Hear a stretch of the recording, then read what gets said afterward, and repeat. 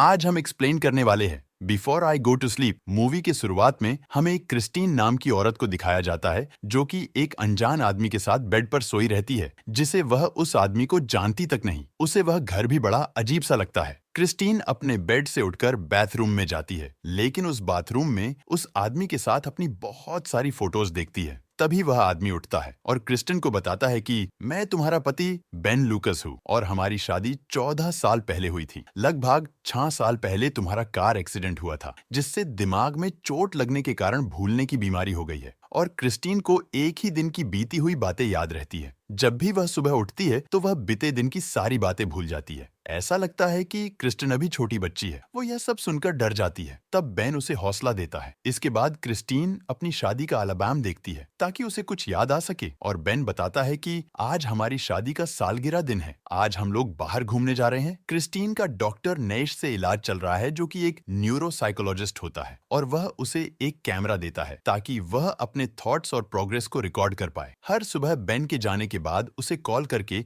Video देखने के लिए कहता है। फिर वह क्रिस्टीन को कैमरे की लोकेशन बताता है। क्रिस्टीन अपनी रिकॉर्ड की हुई वीडियो देखती है। अब यहाँ से हमें 2 हफ्ते के बाद का सीन दिखाया जाता है और यहाँ पर हमें पता चलता है कि डॉक्टर नैश और क्रिस्टीन बेन से छुपकर मिलते हैं क्योंकि डॉक्टर नैश नहीं चाहता है बेन को उसके इलाज के बारे में पता चले। तो डॉक्टर नैश ने क्रिस्टीन को एक सलाह देता है, कैमरा बेन से छुपा के रखे और उसे यह भी बताता है कि उसका कोई एक्सीडेंट नहीं हुआ था बल्कि उसके ऊपर अटैक हुआ था जिसकी वजह से उसकी सारी याददाश्त चली गई है और वो एयरपोर्ट के पास अधमरी हुई मिली थी। जैसा कि बेन ने बताया होता है उसका एक्सीडेंट हुआ था। तब वह बेन पर शक करने लगती है पर बाद में यह सोचती है कि उसने शायद इसलिए झूठ बोला होगा ताकि मेरा दिल ना दुखे। द डॉक्टर नैश के इलाज के बाद क्रिस्टीन को एक दुधली सी एक लाल बालों वाली लड़की दिखाई देती है। उसका नाम क्लियर होता है तो क्रिस्टीन ने बातों बातों में बेन से क्लियर के बारे में पूछती है। पहले तो बेन ने बहाने बनाता है पर बाद में उसे बताता है कि क्लियर उसकी फ्रेंड थी पर वो क्रिस्टीन की ऐसी हालत देखकर उसे छोड़कर चली जाती है और कॉल करना भी बंद कर दिया। पर क्रिस्टीन को उसके बातों पर यकीन नहीं होता है और क्लियर की फोटोग्राफ को बाथरूम की दीवार पर लगा देती है और वो वीडियो शूट करती है जिसमें वह कहती है कि वो बेन पर विश्वास नहीं करती है पर बेन उस फोटोग्राफ को हटा देता है। अगली सुबह डॉक्टर नैश के कहने पर वीडियो देखती है और वह वीडियो देखने के बाद वो हैरान हो जाती है क्योंकि जब उसने वीडियो शूट की थी तब वह फोटोग्राफ वहां पर थी। अब नहीं है तो वह घर में सब जगह ढूंढती है तो उसे फोटोग्राफ मिल जाती है। फोटो देखने से उसे एकदम से याद आती है कि जिससे उसे पता चलता है कि वह प्रेग्नेंट थी और उसका एक बेटा भी था। तो बेन से गुस्से में अपने बेटे के बारे में पूछती है कि यह बात तुमने क्यों छुपाई। पर बेन बताता है कि उनका बेटा 8 साल की उम्र में जानलेवा बीमारी का शिकार हो गया था और वह वो सब याद दिलाकर दुखी नहीं करना चाहता था। तब उसने क्रिस्टीन को एडम का एक फोटो दिखाता है। फिर क्रिस्टीन को एक सपने में एक होटल की झलक दिखाई देती है और माइक नाम का एक शख्स दिखाई देता है जिसकी शक्ल डॉक्टर नैश से मिलती है जो कि उसे मारना चाहता है। फिर अगले सीन में डॉक्टर नैश और क्रिस्टीन एक सुनसान जगह पर मिलते हैं। वहां क्रिस्टीन को रिलैक्स करने के लिए डॉक्टर नैश उसे गले लगाता है। तभी क्रिस्टीन डॉक्टर का नेम टाइप देखकर क्रिस्टीन डर जाती है क्योंकि उसके ऊपर मेक डॉक्टर मेक नैश नाम लिखा होता है और सोचती है शायद इसी ने मुझ पर हमला किया था और वहां से भागने लगती है। लेकिन डॉक्टर नैश उसे पकड़ लेता है और इंजेक्शन लगाकर बेहोश कर देता है और उसे घर छोड़ देता है और वो बाद में क्रिस्टीन को फोन करके बताता है कि तुम बहुत परेशान थी और उसे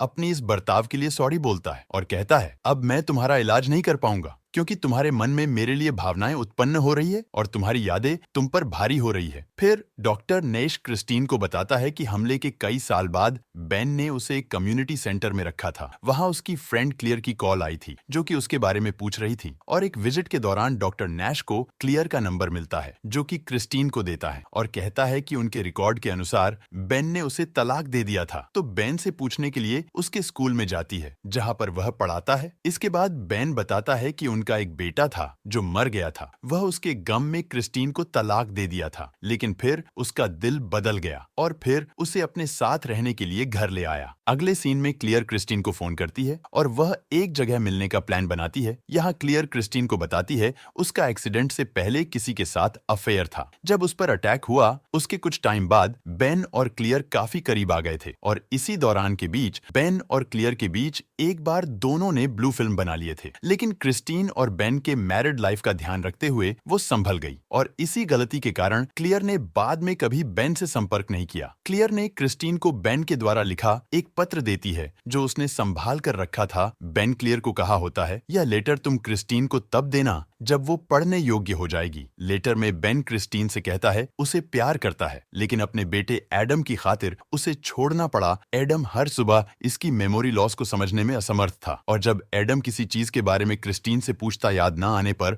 वह काफी परेशान और गुस्सा हो जाती है। इसीलिए एडम उससे डरने लगता था और एडम की भलाई और उसके भविष्य के लिए मैंने तुम्हें छोड़ दिया था। मैं आशा करता हूँ कि तुम इसे समझ पाओगी। बेन के प्यार और देखभाल देखते हुए क्रिस्टीन ने बेन को वह वीडियो दिखाने का फैसला किया जो इसने डिजिटल कैमरे से बनाई थी। अपने और डॉक्टर नेश के बारे में भी बताती है। हालांकि बेन गुस्से में क्रिस्टीन पर डॉक्टर नेश के साथ गैर संबंध होने का आरोप लगाता है और उसे थप्पड़ मारता है और वहां से चला जाता है। फिर क्रिस्टीन क्लियर को फोन करती है और अपने झगड़े के बारे में बताती है तो क्लियर कहती है कि मैं इसके बारे में बेन से बात करती हूँ। थोड़ी देर बाद क्लियर ने क्रिस्टीन को फोन करके कहती है कि बेन वर्षों से क्रिस्टीन को नहीं देखा है। इसका मतलब यह होता है कि क्रिस्टीन बेन के साथ नहीं रह रही है, तो फिर क्रिस्टीन के साथ बेन बनकर कौन रह रहा है। क्लियर क्रिस्टीन से उसके होलिया के बारे में पूछती है और उन्हें पता चलता है कि वह बेन नहीं बल्कि कोई और है। इसके बाद क्रिस्टीन घर से भागने की कोशिश करती है, लेकिन बेन उसे बेहोश कर देता है। अगली सुबह हम मूवी का स्टार्टिंग वाला सीन देखते हैं जहां पर क्रिस्टीन फिर से अपनी खाली यादों के साथ जागती है और वह कैमरा ढूंढती है। वह वीडियो में खुद को ये कहते हुए पाती है कि वह बेन से बहुत प्यार करती है और उसके साथ लाइफ स्पैन करना चाहती है। बेन क्रिस्टीन को फोन करता है और वो सामान पैक करने को कहता है और बोलता है वो एक रात के लिए ट्रिप पर जा रहे हैं। फिर बेन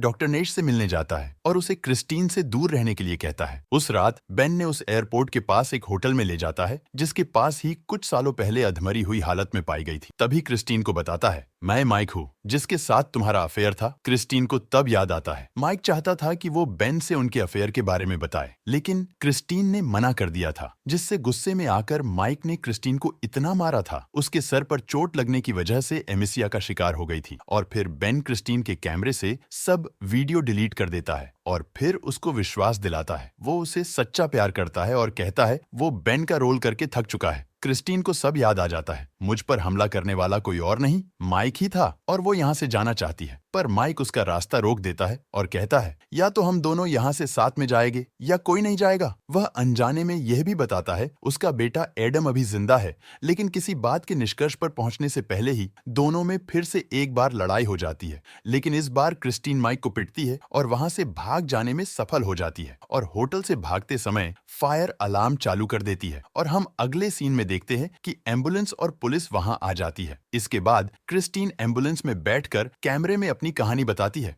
लास्ट में क्रिस्टीन एक अस्पताल के बिस्तर पर से उठती है और डॉक्टर नैश वहां पर आ जाता है, लेकिन इस बार दोस्त बनकर आता है, ना कि डॉक्टर बनकर। तो उसे यकीन दिलाता है कि उसकी हालत के लिए जिम्मेदार आदमी को गिरफ्तार कर लिया गया है। फिर वो कहता है कि तुम्हें देखने के लिए कोई आया है और शायद उनकी वजह से कोई चमत्कार हो जाए जिसकी उन्हें उम्मीद है। फिर क्रिस्टीन से मिलने रियल वाला बेन और एडम आते हैं। एडम को देखते ही क्रिस्टीन की यादें लौट आती है और यहीं पर मूवी खत्म हो जाती है।